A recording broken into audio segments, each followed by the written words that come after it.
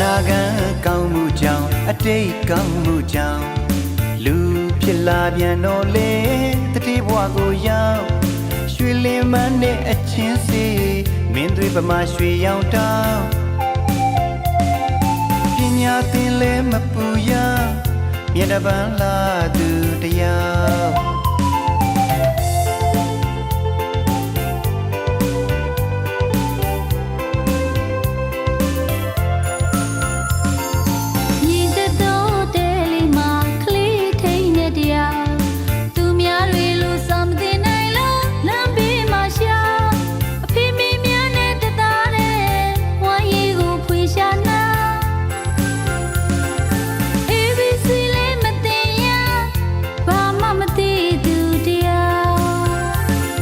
ကရုဏာမြတ်ဝန်းများနဲ့ဝိုင်းဝန်းစာနာထား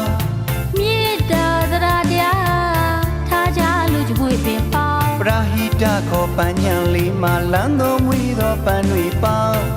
ရွတ်နုညာရန်ကြပြစံထုံးလုံးတောက်တာပီတိမျက်နာပိုင်ရှင်တွေအတွက်ပြုံးကိုစီယာပရာဟိတရဲ့မွန်မြတ်သောမေတ္တာစံရည်တပါ